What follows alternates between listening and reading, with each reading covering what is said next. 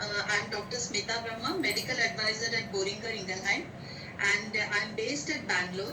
And on behalf of BI, I welcome you all to this webinar of Fact Check Expert Discussions in Diabetes. So in this session, we will be discussing about the various perceptions around the management of type 2 DM patients and the role of SGLT2 inhibitors and metformin combination in particular.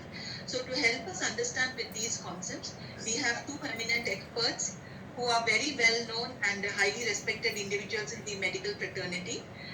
Dr. Sepuri Krishna Mohan sir, who is a senior consultant endocrinologist at Sepuri Diabetes and Endocrine Center, Kannur. And joining him is Dr. Narsimha Pai sir, who is a consultant cardiologist at KMC Hospital, Bangalore. So I welcome you both, sir. It's an absolute honor and pleasure to have you here with us today. Thank you so much, Dr. Smita, for the kind introduction. Thank you, madam. I look forward to the discussion. Thank you so much, sir. Thank you to both my experts for joining here and giving us their valuable time. So in today's meeting, we have basically 4 different facts. So these 4 facts are shown in the form of MCQs, and the 4 facts are based on the different ways of practicing medicine, especially in managing type 2 DM patients. And to make it a little bit more interactive, these questions will be launched as poll questions as well. And I would like to request all our participants to kindly attempt the poll. And once everyone has attempted, our experts will discuss the fact in detail, after which I will be presenting some of the relevant evidences related to those facts. So before also we proceed, I would like to request all our participants to kindly put their questions, if any, to our experts in the chat box or the Q&A box, and we'll take those questions at the end. So just to set the context, here this particular diagram shows us that the type 2 DEM, cardiovascular disease, heart failure, and CKD, these are all interrelated disease, and they have the risk factors. These risk factors are common for all of these diseases, like diabetes, hypertension, obesity, and dyslipidemia. These lead to endothelial dysfunction, which then progresses to atherosclerosis, which could then lead to coronary artery disease, and eventually MI and stroke, left ventricular remodeling, heart failure, and finally cardiovascular death. And along with this, there is also the kidneys which are affected. Kidney, the first microalbuminuria happens, that leads to macroalbuminuria, and if not treated, will lead to chronic kidney disease and end-stage kidney disease. So therefore, here you can see that this diagram shows the continuum of the cardiorenal metabolic risks that exist in this condition. And this diagram here shows the common soil hypothesis. It says that glucotoxicity, lipotoxicity, and inflammation, these are underlying the insulin resistance and endothelial dysfunction. So once insulin resistance develops, it will lead to diabetes, obesity, and dyslipidemia. And endothelial dysfunction leads to CAD, hypertension, and atherosclerosis. And once a patient develops insulin resistance, he might land up with endothelial dysfunction, and this could happen also vice versa. So now coming to the first fact. So this is regarding the natural history of type 2 DM. So here I'll be launching a poll, and I would like to request all our participants to kindly attempt this poll. So the question is on natural history of type 2 diabetes. In this natural history, what event is needed to mark the onset of macrovascular risk? Is it the duration of type 2 DM over 10 years? Is it age greater than 60 years? Is it typical signs and symptoms of CVD? Or is it diagnosis of diabetes, or it's none of the above? So this is a single answer question. I would like to encourage all our participants to kindly poll, and after this I would like to request Pai sir to kindly take us through this particular fact. So we have another 20 seconds. So another 10 seconds, after which we will end the poll.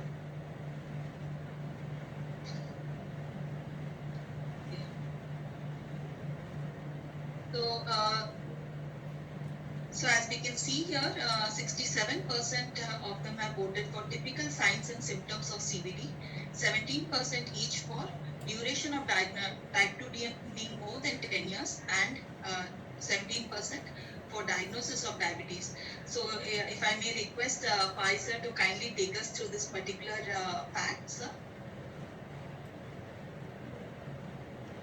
Yeah, I think sadly, majority of them have got it wrong. Most of them have answered like typical symptoms and signs of cardiovascular disease, which is not the fact. And I think in the next few slides, we will enlighten them on why they have got it wrong. Okay.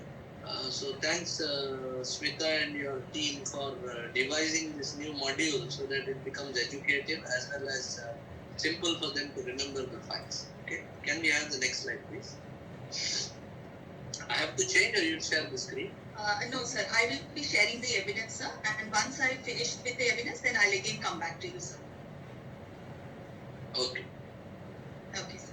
So let's see some of the evidences that we have regarding this particular fact.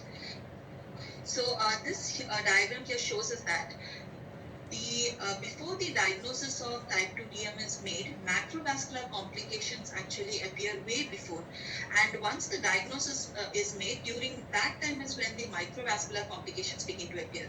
So this fact is because this macrovascular complications are influenced by genetics, weight gain, dyslipidemia, hypertension, and impaired glucose tolerance. And this is the time before the onset of type 2 DM when there is hyperinsulinemia and also insulin resistance, which keeps progressing. And also after the diagnosis of type 2 DM is made, there is hyperglycemia, and which then progresses with which we call the late diabetes, and also we have microvascular complications appearing. So here we have some evidence from the Nurses Health Study, which was a big study which was done in the Harvard Medical School, where more than 1 lakh nurses were followed up over a period of 20 years and more. And here you can see that in those patients or those nurses who were not yet diagnosed with diabetes, even in them, if you look at, there was a high risk of MI and stroke when compared to those patients who were non-diabetic throughout the study. And of course, as the disease progressed, this risk was continually increasing. And here we have some data from the Wikipedia study, which says that for newly diagnosed type 2 DM patients, this is for the microvascular complications, the prevalence of retinopathy is as high as 21%. And in these newly diagnosed patients, the abnormal ECG is found in around 18% of patients, and 14% of these patients have absent foot pulses or ischemic feet. And a study was published in India earlier this year. Here, this particular study is called the MARC study, which is the measure of asymptomatic CVD risk in Indian diabetes OPD care. So here, the aim of the study was to identify groups of Indian patients with asymptomatic type 2 DM who are at high risk of CVD as per the QRISK-3 calculator. And a total of 1,538 patients were taken over 154 outpatient departments across India. And it was seen that the majority of the patients who had this asymptomatic CVD risk, especially in the males, this group, it happened in the age group of 45 to 54 years. But if you look at the female patients, it happened a decade later. So, sir, looking at all the evidence, if I may go back to Pai sir here, sir, would you like to share your views here, sir? Yeah, we must all remember that diabetes is a continuous process, and the diagnosis of diabetes is not at the beginning of the disease. Diabetes is diagnosed somewhere few years after already the damage has been done. Okay, and we must, to control this disease, we must inculcate some of the preventive aspects much earlier in life. See, you showed here in the slide that in the males in the age group of 45 to 54, the QRIS scores are high, and the mortality is also related to the QRIS scores. In ladies, it is probably a decade later. Here, the point to highlight is any risk which is more than 20 here in the QRIS means that the long-term mortality and morbidity is not good. So we must inculcate prevention much earlier before the onset of this. stress on what you have already told to our audience. The macrovascular complications are silently happening much before the diagnosis of diabetes, and microvascular complications may appear later on after their diabetes has been diagnosed. Right? Yes, sir. Thank you so much, sir. Thank you so much for expressing your views. Sir, if I may go back to Sepuri, sir. Sir, would you also like to share your views on this particular fact? Yeah, absolutely, yes. See, one thing I would like to highlight is the macrovascular disease per se, the atherosclerotic cardiovascular disease is multifactorial in origin. Like it depends on multiple factors, and among them, one of the risk factors is diabetes, or even prior to diabetes, that is the phase of pre-diabetes, that is very coronary equivalent, that is the stage of IGT and IFG, along with hypertension, along with the dyslipidemia, and several factors like cigarette smoking and the familial tendency, the genetics, they play a vital role, and a sedentary lifestyle, and an obese individual who is a sumptuous eater, and these are all the like family history of the coronary artery disease. These are all the multiple factors which take a role in atherosclerotic cardiovascular disease. So what is the best is we need to screen all the patients, because all Indians are at high risk for diabetes, type 2 diabetes. So it's high time that we should have these screening programs more and more, so that we can pick up the though the term is not there, the pre-hypertension. Now it is only stage 1 and stage 2 and the resistant hypertension. If we are able to pick the patients at the stage of very early hypertension, like from 120 to 129, or the 80 to 89, and at the stage of the impaired fasting glucose, at the stage of impaired glucose tolerance, and if we can find out this particular dyslipidemia, the high LDL-C levels, or the high triglycerides, and the low HDL levels. So these are all the deadly triad, what is called the diabetes, the hypertension, and the dyslipidemia. If we can pick them early, and if we can start treating them even at the stage of IGT, IFG, that is what is called pre-diabetes. That's what American Diabetes says. They continuously and relentlessly it says, please, along with lifestyle modification, use metformin in all the pre-diabetes patients, so that it will prevent the patients getting into the over diabetes, and thereby delays the onset of diabetes, which delays the onset of the complications, let it be macrovascular complications or the microvascular complications.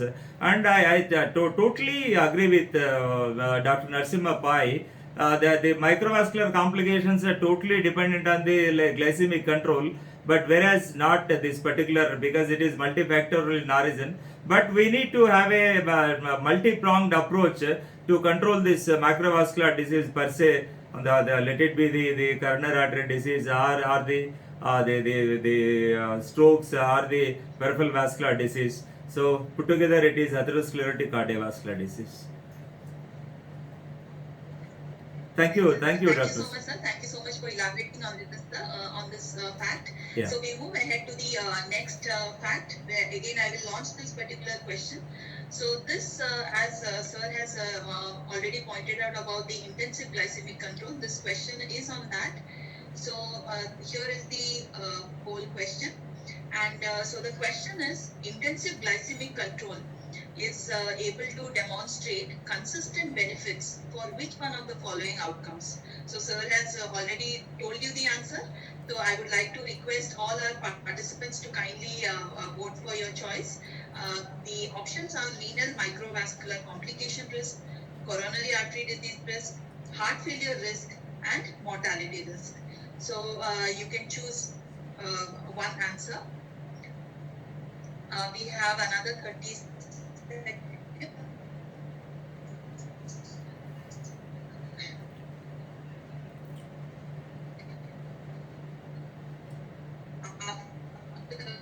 Which would like to request, after which I'll end the poll.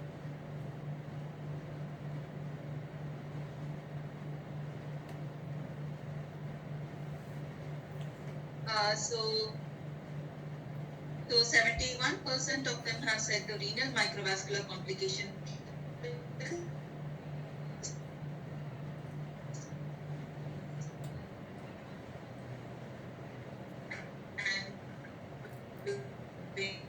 Voice.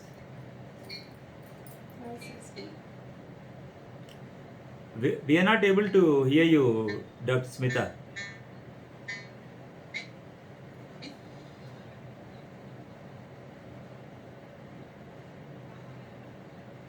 No.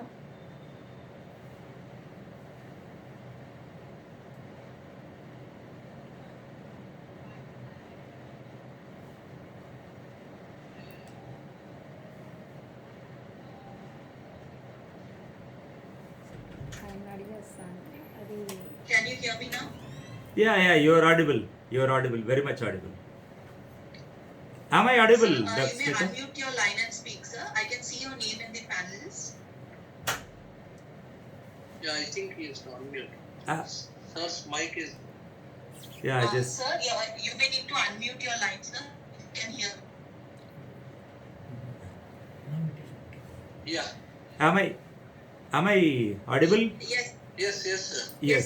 yes, sir. Now Yes, you're audible, yes. sir. Yeah, the right answer is already have told, like the renal microvascular complication risk, along with the other microvascular complications being the nephropathy, the retinopathy and the neuropathy, whatsoever it may be. And once you give the evidence-based medicine, and let's have a small discussion after this, Dr. Smita. Am I audible? Thank you so much, sir. Am I audible? Yes, sir, you're audible, sir. Yeah, You're then audible. thank you Yes, so much. you're audible. And almost So, majority have answered in yes. a right. Okay.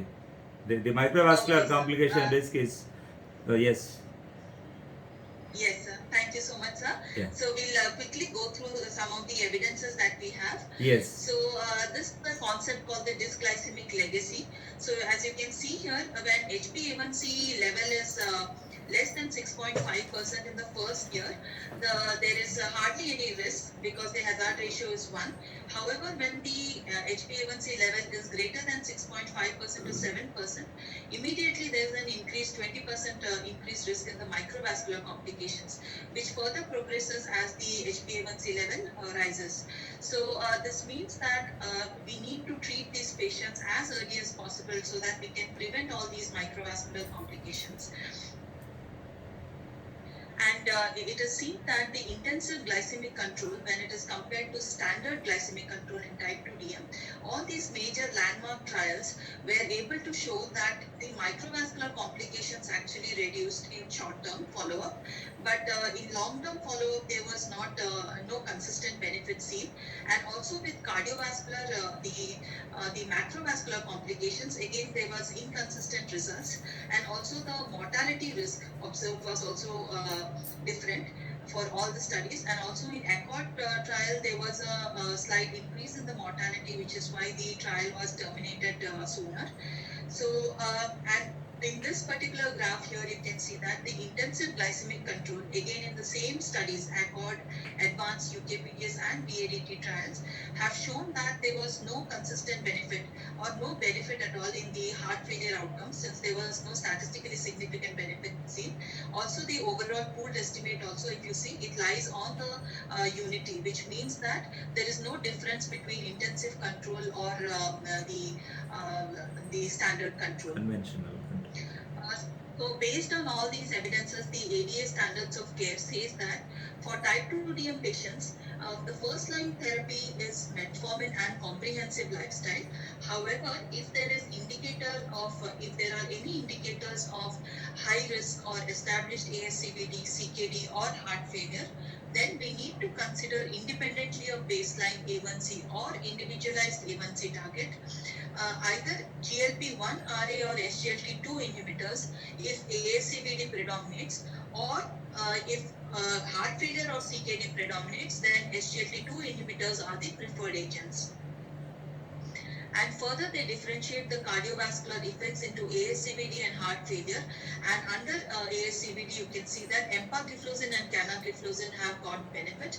And all the three molecules, EMPA, CANA, and dapagliflozin, have shown benefit in heart failure reduction and also slowing the progression of diabetic kidney disease.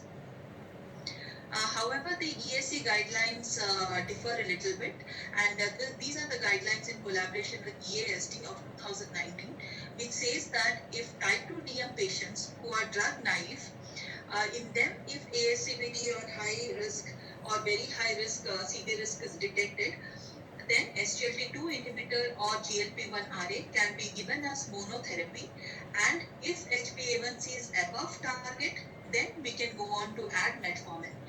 And in patients who are diabetic and also already on metformin, and if ASCVD or high ASCVD high risk is seen, then the SGLT2 inhibitors or GLP-1 RA can be given as an add-on to this metformin. Further, the ESD guidelines says that the empagliflozin, canagliflozin, and dapagliflozin, they can reduce the CV events, and empagliflozin alone is recommended to reduce the risk of CV death. And these are the class 1 recommendations as well.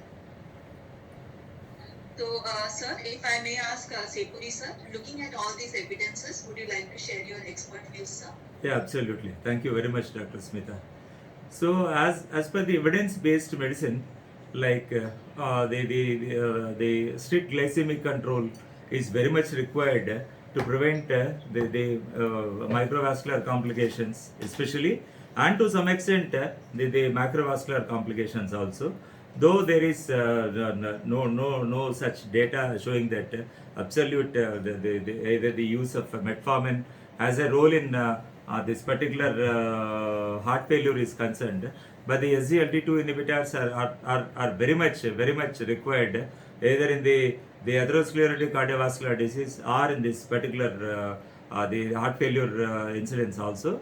But I do agree with all the recommendations what you have shown, barring the European Society of Cardiology bar European Association for the Study of Diabetes 2019. What it says is you can straight away the drug naive patients or even the patients who are on drugs already established T2DM, you can straight away get back to the GLP-1 analog if MACE predominates, or the SGLT2 if the heart failure predominates, or the patients at risk of developing the ASCVD or this thing without even starting the metformin, which is a fundamental basic drug with which we start with for all the diabetes, unless and otherwise it is contraindicated. So, especially the South Asian population, that is the Indian population, we have got the background pathology, not the insulinopenia, it is the insulin resistance. So, we need to have an insulin sensitizer first, whatever it may be. Even the patient is at risk of cardiovascular, the CVD, that is atherosclerotic cardiovascular disease, or even the patients established with heart failure, we don't need to straight away jump. What I feel is it's always better to combine these two drugs, like the metformin and the SGLT2 inhibitors, and I think that is the solution for this. And what I said in the beginning is absolute glycemic control, that is the target A1C being below 6.5% in those people who are not the elderly with no comorbidities and who can tolerate this hypoglycemia, and somewhere around 7% in those people in the general population. And it fluctuates. Okay, if the patient is elderly or with some comorbidities like hypertension or the diabetic kidney disease, so we need to relax the A1C. We can even go for 7.5 or 8% also. We can be like the conventional control is rather advocated when compared to the intensive control in those people with age, as the age increases, and the comorbidities, associated comorbidities. Thank you, Dr. Smita, and Yes, sir. Thank you so much, sir, for elaborately discussing this fact. Sir, before we proceed to the next fact, Pai, sir, would you like to share your views as well? Definitely, I think I concur with what Sir has told us, as well as what the guidelines suggest for clinical practice. We as cardiologists probably see a larger chunk of patients presenting with non-cardiovascular diseases along with diabetes, or those presenting with heart failure, because we tend to use SGLT2 inhibitors quite frequently these days in patients, of course, with diabetes, and some of them even without diabetes, because of its properties of losing the fluid and decreasing the risk of repeated hospitalization. So SGLT2 inhibitors are definitely one of the newer molecule in our armamentarium for heart failure. And not that we do not like to use metformin, as Sir said, judiciously. Probably a small combination of metformin with the SGLT2 inhibitors is the way to go forward, especially in those subset of patients who have got heart failure, and the etiology of heart failure being underlying coronary artery disease. Because see, we see both the subsets. The dilated cardiomyopathy where there is no coronary artery disease, and the larger chunk is the underlying CAD presenting with heart failure. yes, sir. I would like to say that probably 3 out of 4 are CAD with heart failure, and only 1 out of 4 in clinical practice is probably those with the dilated cardiomyopathy where they have a normal coronaries and then presenting with heart failure. And surprisingly, the SGLT2 inhibitors are doing very well in those subset of CAD with presenting with heart failure.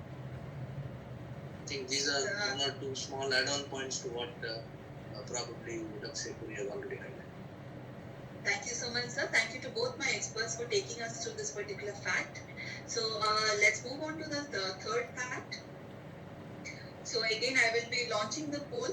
So this is regarding the metabolic benefits seen with SGLT2 inhibitors and metformin combination. So the question is, so here you can, this is a multiple choice question. So you can choose more than one answer. The question is, the first line use of SGLT2 inhibitors and metformin combination in new onset type 2 DM patients, which of these metabolic benefits are possible?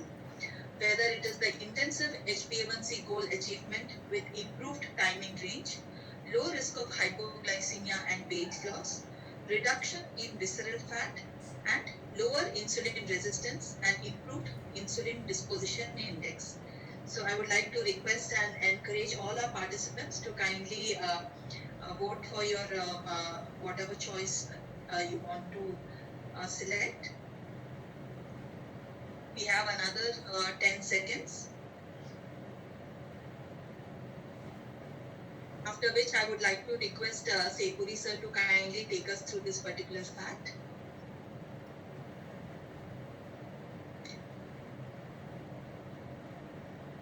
So 83% of them have said low risk of hypoglycemia and weight loss. 50% of them have said intensive HbA1c goal achievement with improved time in range and lower insulin resistance and improved insulin disposition index, and 17% say reduction in visceral fat. So, sir, looking at all the poll results as well as sir, any expert views you would like to share with us? Yeah, definitely, Dr. Smita. So, in one way, all are right. Like starting from intensive HbA1c goal achievement with improved TAR. Sir, you that may is. need to unmute your line, sir. Am I audible now? Yes, sir, you're audible, Yes. sir. Yeah. Thank you so much. So, in a way, it is all the four are correct. The intensive HbA1c goal with the SGLT2 and the metformin combination with improved TIR, that is time in range, and low risk of hypoglycemia, and absolutely the beneficial effects of SGLT2 inhibitors and the combination of metformin is low risk of hypoglycemia along with a significant weight loss with this SGLT2 inhibitors and a little weight loss with metformin, and reduction in visceral fat certainly is a, the ultimate benefit out of this combination, the SGLT2 inhibitors plus metformin. And it also, because it's a sensitizer, the BEG1, metformin being a sensitizer, it lowers the insulin resistance definitely, and the outcome will be the improved insulin disposition index. So once you have your evidence-based medicine, let's get into the details again. So, thank you so much, sir. So let's look at some of the evidences that we have. So this chart here shows the effects of glucose-lowering therapies on cardiometabolic risk factors. And as you can see here, SGLT2 inhibitors scores over all the other molecules that are available for treatment of diabetes. So not only does it cause glycemic control, it also causes lower risk of hypoglycemia. It causes weight loss. It reduces blood pressure and possibly has a positive effect on the lipid profile as well. Here we have a study which was published sometime back in 2013, where empagliflozin and metformin combination was studied against sitagliptin and metformin, and this was a 90-week long-term study where HbA1c reduction was studied. Here the baseline HbA1c was around 8%, and as you can see here, the empagliflozin 10 milligram in red and empagliflozin 25 milligram in blue, the combination of empagliflozin and metformin, it caused a greater decline in HbA1c when compared to the sitagliptin and metformin in the green color. And if you look at the HbA1c in those patients who had a high HbA1c of 11.5%, in this particular study, which was published in 2016, it shows that empagliflozin metformin as an initial combination is able to reduce the blood glucose level by 4.57%. The HbA1c reduction, 4.57% reduction, and this occurred at the end of 24 weeks of the study, and almost 53% of them achieved this goal of HbA1c less than 7%. Here we have another study, which was a Japanese study. This was a small study which was done where uncontrolled type 2 DM patients were taken and 24-hour continuous glucose monitoring was done. On the left side of the screen, you can see the baseline rate. Here, most of these patients had the blood glucose levels above 180 milligram per deciliter during most of the day. But if you look at the right-hand side of the graph on your screen, you can see that just after day 28 of therapy with empagliflozin 10 milligram and 25 milligram, the blood glucose level actually came down, and now it is between 70 milligram per deciliter and 180 milligram per deciliter. And this was during majority of the day. And in the same study, you can see they have provided with the pie chart where placebo and empagliflozin 10 milligram and empagliflozin 25 milligram have been depicted. So here the green indicates the blood glucose level of between 70 to 180 milligram per deciliter, and the red indicates more than 180 milligram per deciliter. So at baseline, you can see that all these pie charts at baseline look similar.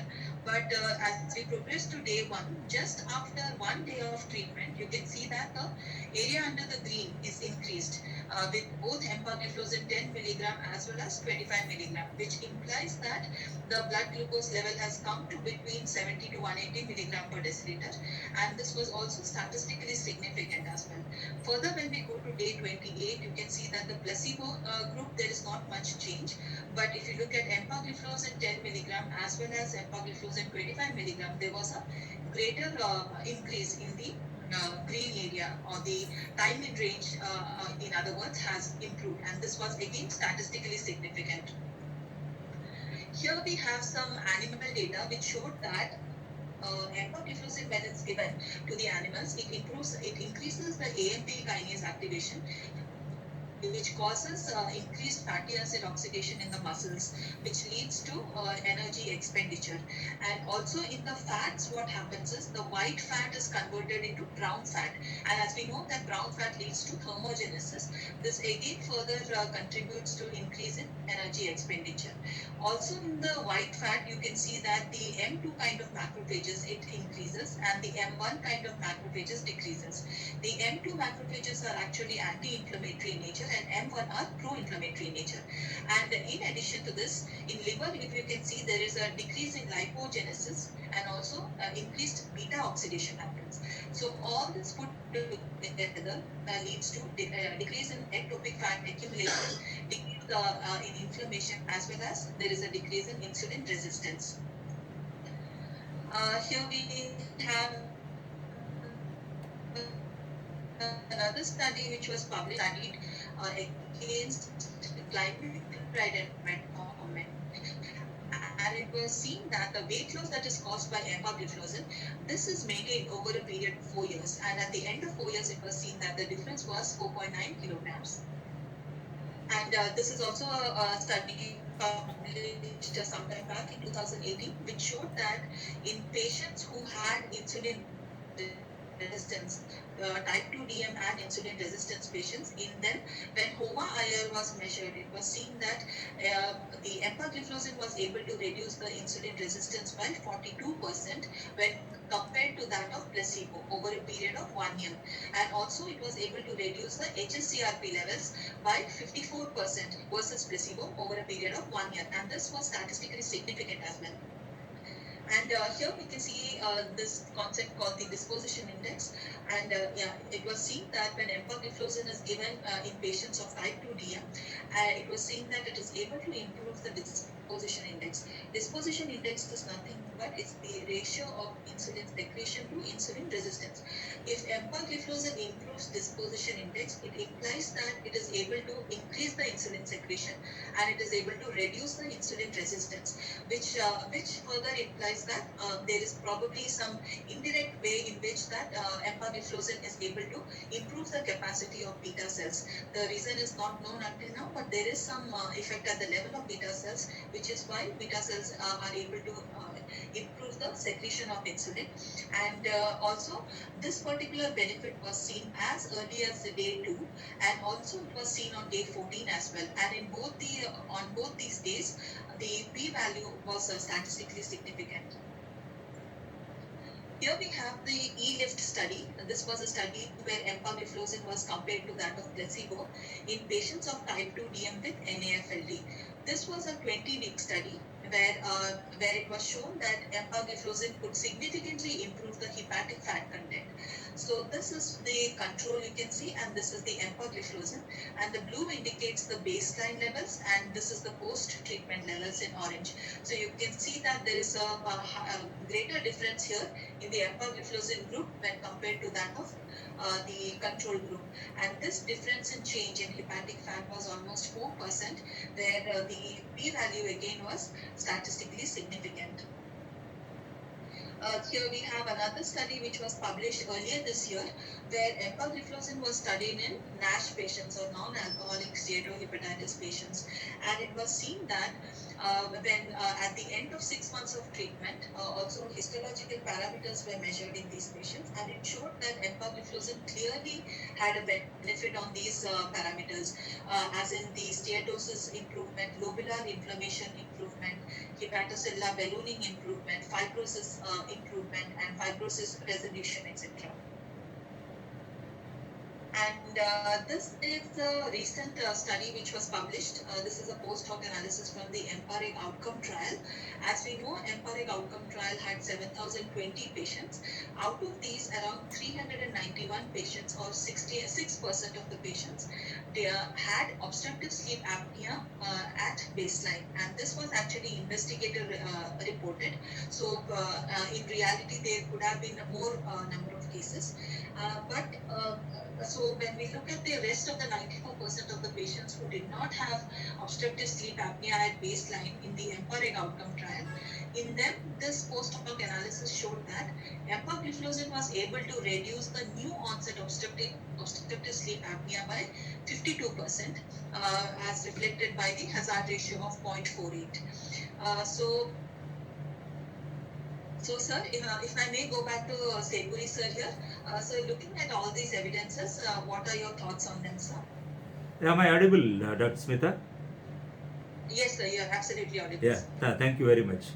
So, to start with, way back in 2013, I think, and where the canagliflozin was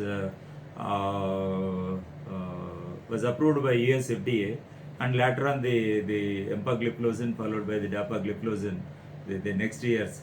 So we thought these subset of drugs, the SGLT2 inhibitors, were mere the glucose lowering agents, and later on the first one that has shown, like the EMPA-REG has shown the cardiovascular benefits of this particular the empagliflozin, and the Canva showed this particular the canagliflozin the favorable effects on the cardiovascular disease and heart failure, and even in the DAPA HF has come.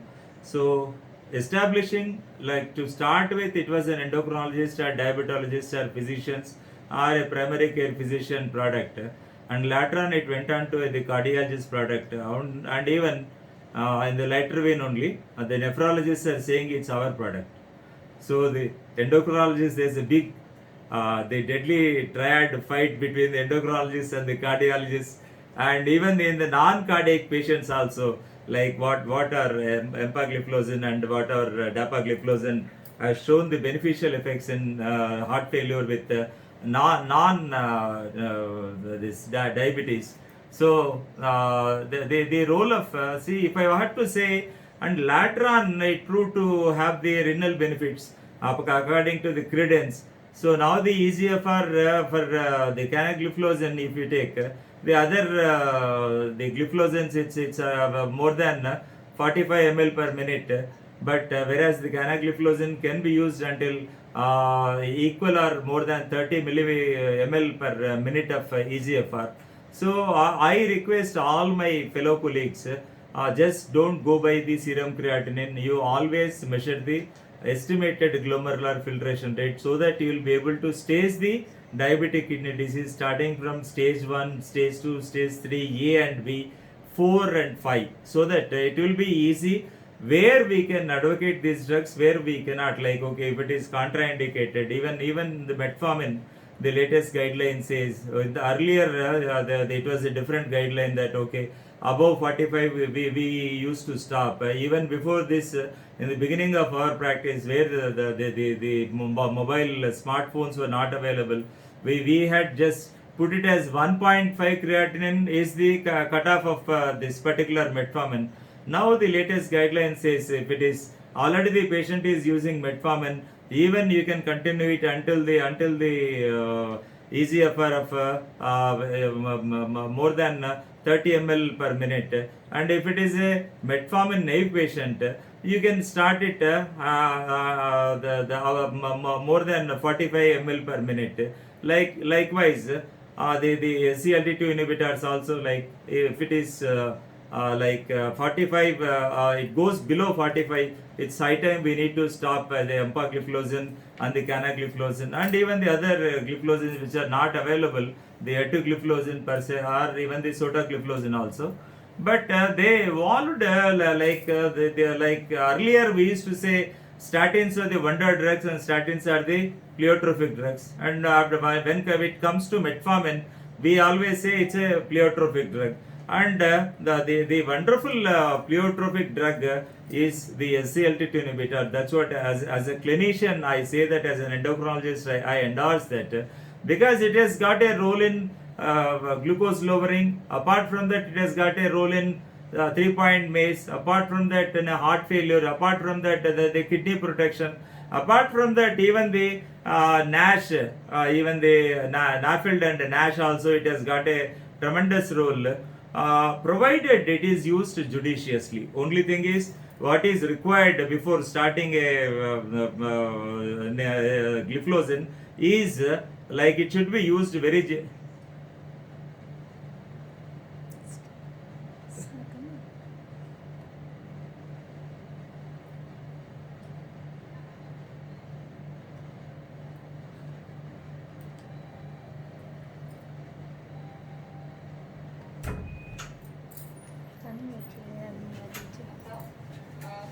Can you hear me? yeah, I am able to, yeah, because I lost the connection in between. Sir, you Sorry. may need to unmute your line, sir.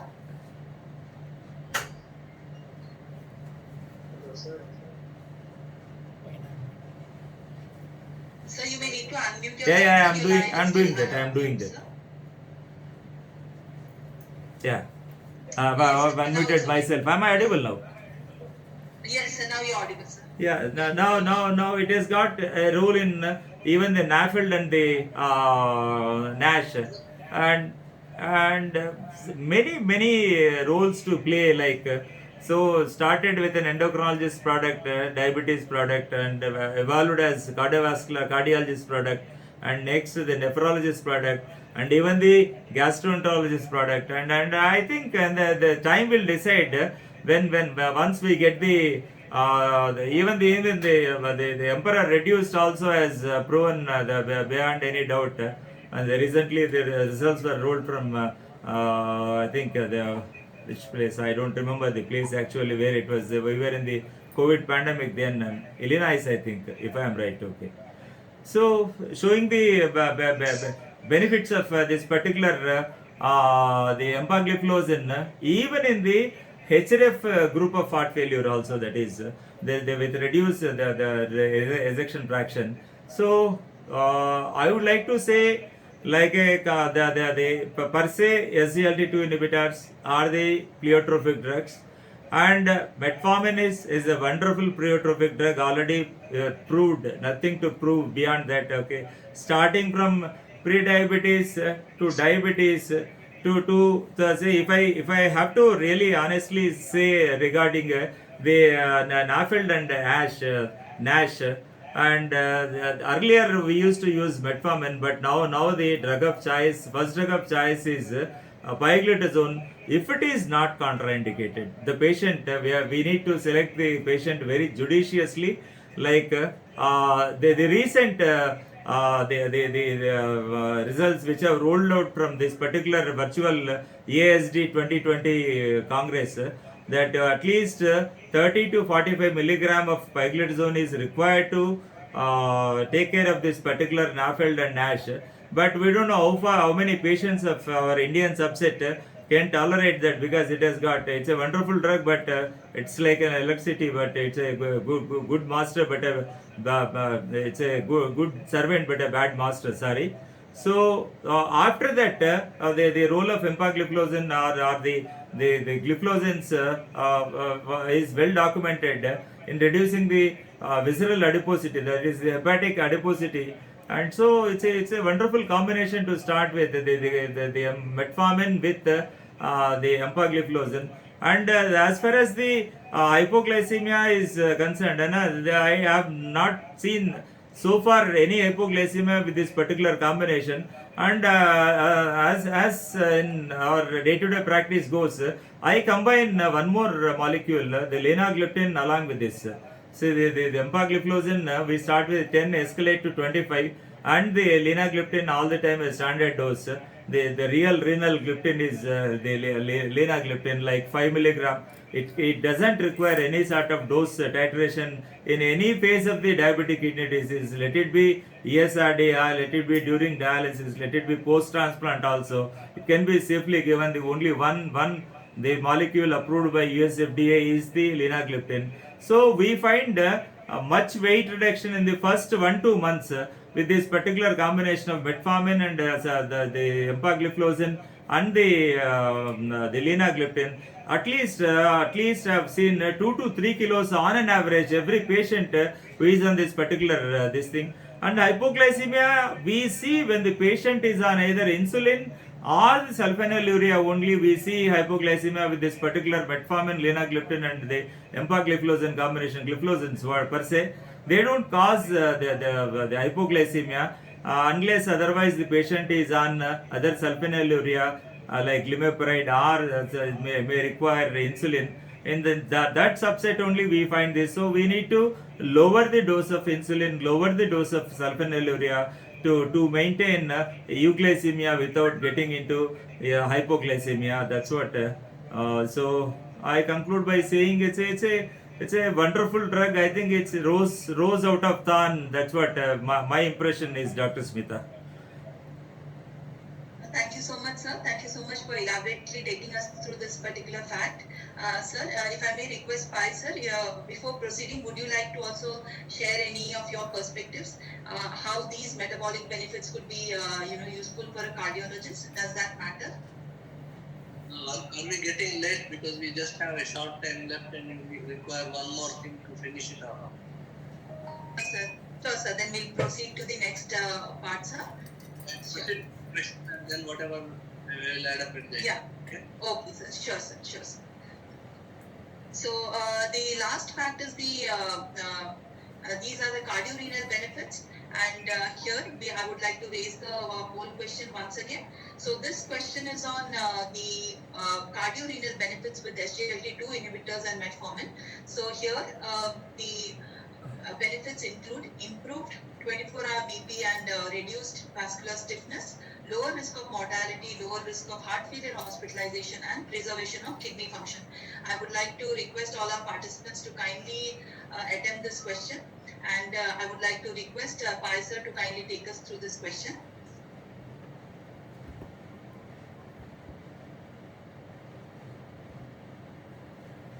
Another 30 seconds and we'll end the poll.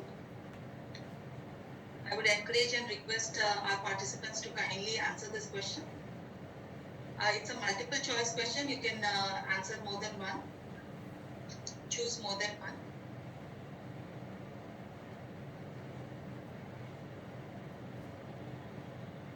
Another 4 seconds.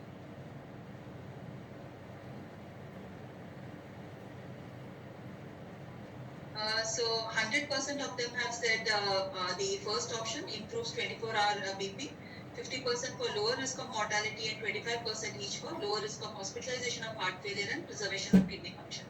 So if I may request Pai sir to kindly take us through this particular fact, sir. Yeah, thank you, Smita. So I think you already touched upon this in your last presentation, that this is a molecule which can be equated to a statin from a lipid perspective. It's got a lot of pleiotropic effects, and you also explain the mechanism of why this is a peculiar molecule.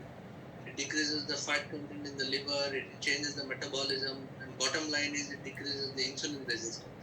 And because of all these, you have reduced vascular stiffness. So when you do ambulatory BP recording, you would be surprised that not only the daytime but also the nighttime blood pressure is well controlled in patients who are taking this combination of SGLT2 along with metformin.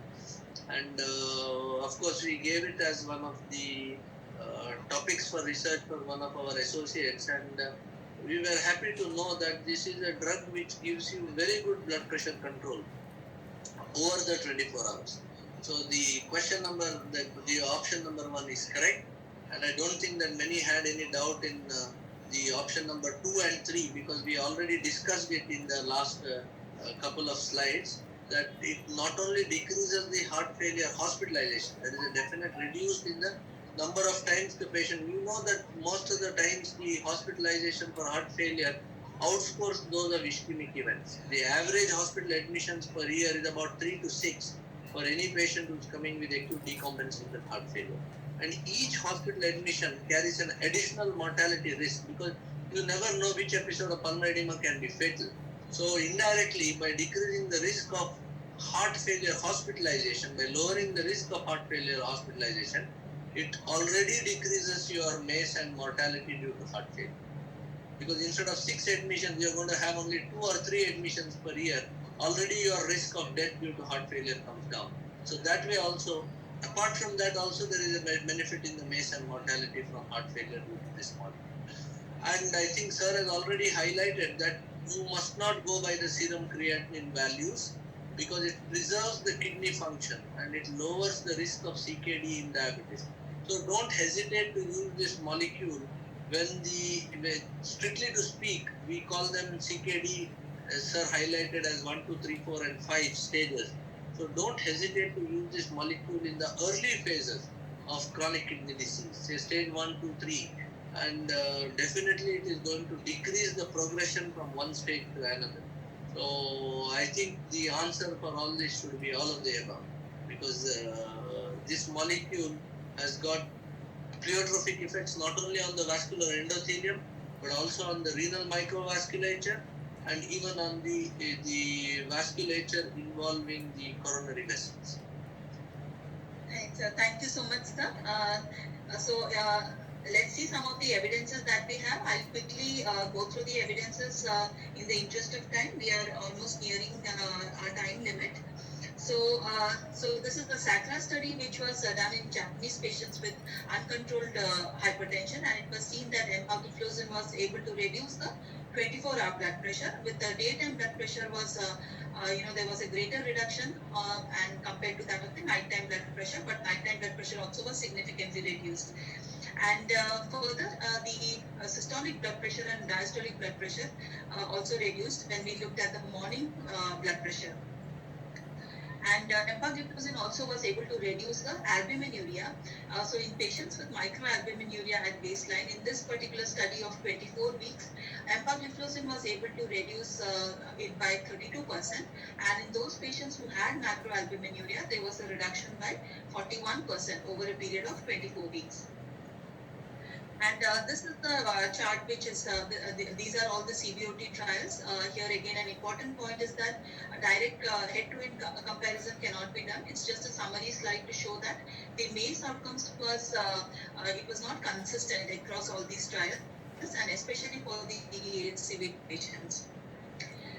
And again, for the ASCVD groups, again, this is not a direct head-to-head comparison. You can see that for CV death benefit was seen only with EMPA-REG outcome trial with a 38% relative risk reduction, where the p-value was highly persuasive with p less than 0.001. And for heart failure hospitalization, however, there was a consistent improvement in the heart failure outcome trial, heart failure outcomes across all the trials. If you look at this is the EMPA-REG outcome post hoc analysis, where it was seen that irrespective of the presence or absence of heart failure at baseline, empagliflozin consistently improved the cardiovascular outcomes in patients of type 2 DM and CVD. So this included heart failure hospitalization, a composite of heart failure hospitalization or CV death, and a composite of heart failure hospitalization or all-cause death. And the kidney outcomes also, it showed a generally consistent improvement. And these are the ACE algorithm, which says that lifestyle therapy and ongoing glucose monitoring is required for every patient. But if there is established or high ASCVD risk, then or CKD is present, then independent of glycemic control, SGLT2 inhibitors or GLP-1 RA needs to be given. And these agents have been placed above all the other molecules, and also the strength of recommendation as shown by the solid green line. This is also higher for SGLT2 inhibitors and GLP-1 RA compared to the other molecules. And recently, the KDIGO guidelines came up with this algorithm for anti-hyperglycemic therapies in patients of diabetes and CKD. So here, lifestyle therapy is recommended for every patient. Along with that, the first-line therapy for these patients have been recommended as metformin and SGLT2 inhibitor combination. However, it depends upon the EGFR levels, provided the EGFR level permits use, and also if the patients are on dialysis or on kidney failure, then these agents need to be discontinued. And in case there is an additional requirement for glycemic control, then GLP-1 RA is the next preferred agent according to them, and this is followed by the rest of the molecules. So, sir, if I may go back to you, Pai sir, looking at all these evidences, would you like to share your views, sir? Yeah, I think it is a very, very significant guideline saying that you need to start. Yeah, one slide back, Smita. One slide back. Smita, can you just go one slide back? Is Yeah. this the one? See, this is a very, very significant. Yes, yeah, no, this is perfect. So this is a very, very significant slide which tells you that irrespective of the glycemic control in patients who have established or high ASCVD risk or and CKD, recommend SGLT2 or LA inhibitors early in the disease process. So it's like saying that you use your best weapon first when the patient has got high risk ASCVD or he has got a CKD. Don't keep it till the end where you reserve it when the patient is already deteriorated. And of course, not from the cardiac point of view, but I'm saying from kidney disease point of view, you may not be able to initiate the drug when the EGFR has gone down to less than say 30. So early stages, early heart failure, please use this SGLT2 early. I think that's the bottom line of this slide, and that should be the take-home message for us from today's seminar. I think just go 2 slides forward and I'll just sum up what are the absolute indications, the contraindications, and then we could take questions. One more. Down, Smita. Smita, next slide. Yeah, perfect. So prohibit the use of SGLT2 therapy. Very important. No, minus, Smita. Yeah, yes, sir. I've done that. One slide back. Yes, sir. I have done that, sir. Yeah. Is it happening? So prohibit. Yeah, it's done. It's perfect. Just wait.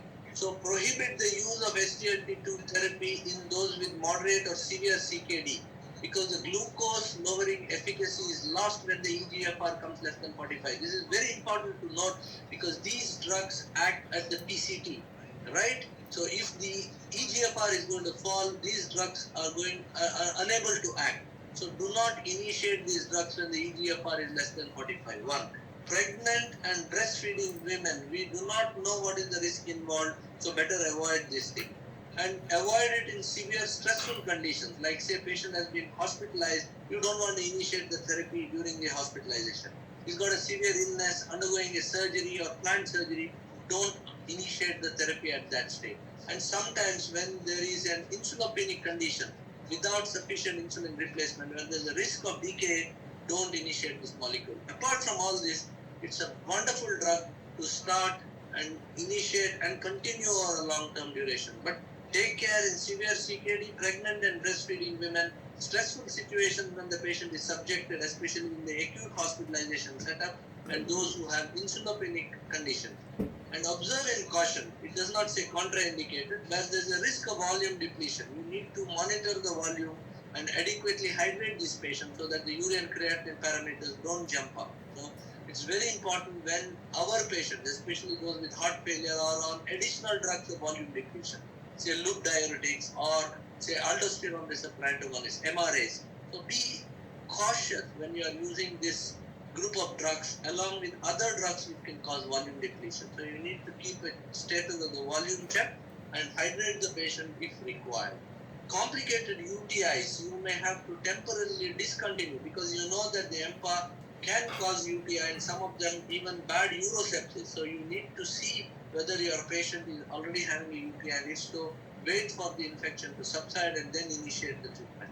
And those with recurrent UTIs, please avoid. Those with improper genital hygiene, avoid because we have had vulval and vaginal sepsis in patients who have been started on this group of drugs. So you need to extremely use your caution in those patients who are bad candidates for urosepsis.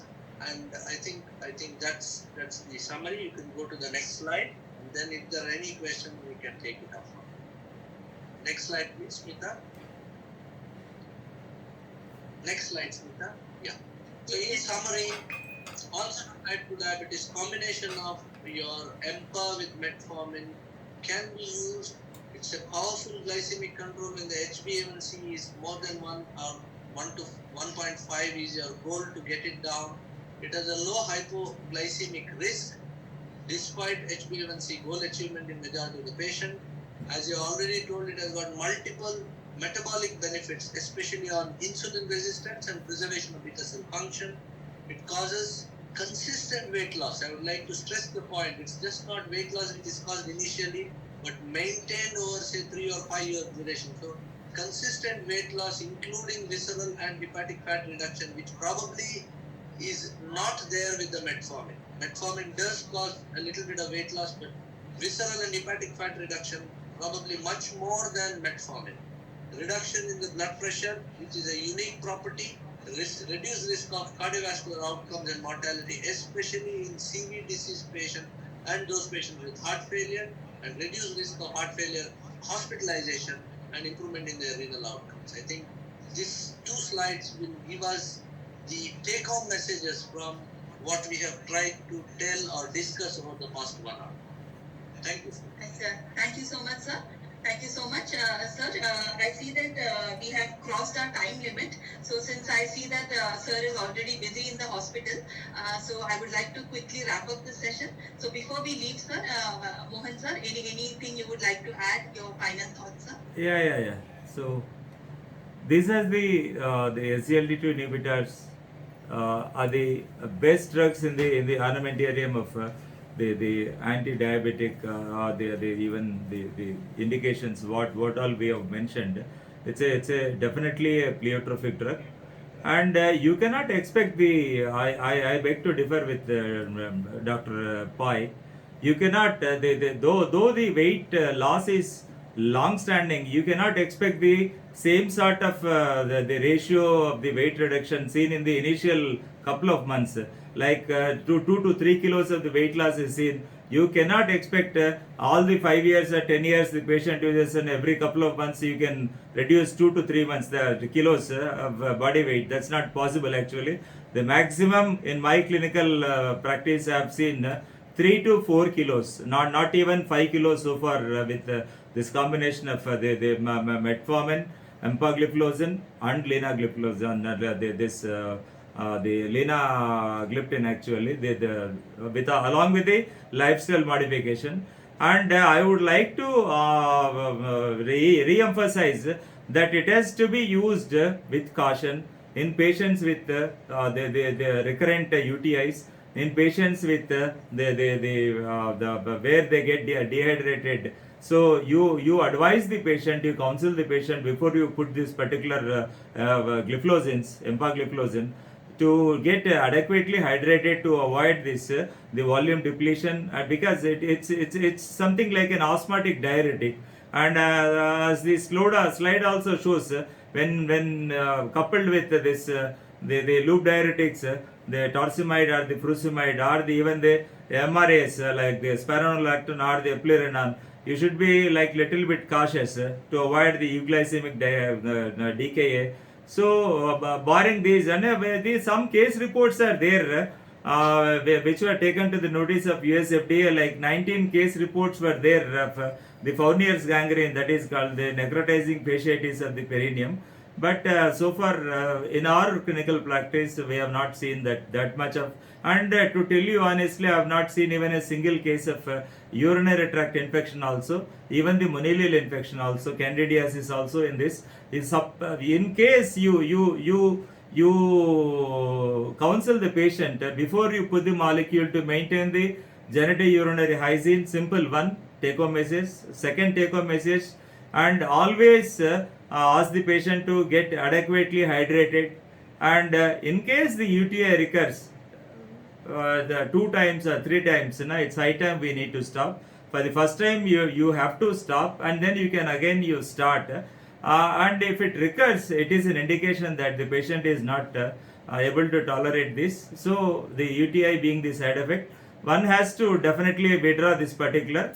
And they always I tell, use this very early in the phase of the disease to have the multiple benefits, like not only the glucose lowering and the decreased risk in the 3-point MACE, or even the HHF, that is hospitalization for the heart failure, so there is some amount of 10 to 20% of decline in the EGFR once you start this the gliflozins. It's a class effect, and naturally it again after 1 to 2 months of time it regains the EGFR becomes normal, and it starts improving also.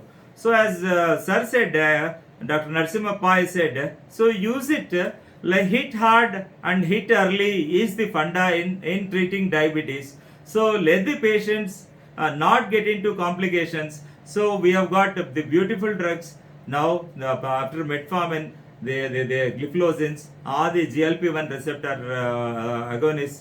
So you can make use of these particular drugs early in the phase of the diabetes, not in the late phases where we may not be able to use the molecule based on the EGFR. Thank you so much, Dr. Smita Brahma and Dr. Narasimha Pai, sir.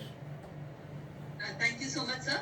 Sir, actually, we don't have any questions from the audience yet. So I think in the interest of time, we'll close here, sir, Yeah. with your permission. Yeah. So I would like to thank both my experts for giving us your valuable time and your inputs here. And thank you so much to Narasimha sir for taking time out from your clinic, your hospital. I see that you're busy. And thank you so much, Mohan sir, for taking your time out of your OPD. And we hope to see you soon again. And I would also like to thank all the participants who have joined us for this session. Yeah, it's So with it's that, I would our like to wish pleasure, you a very Dr. good evening Smita. ahead, sir. Thank you so much, sir. Have a very good evening ahead, sir. Thank you, sir. thank you very much. Thank you, sir. Thank you.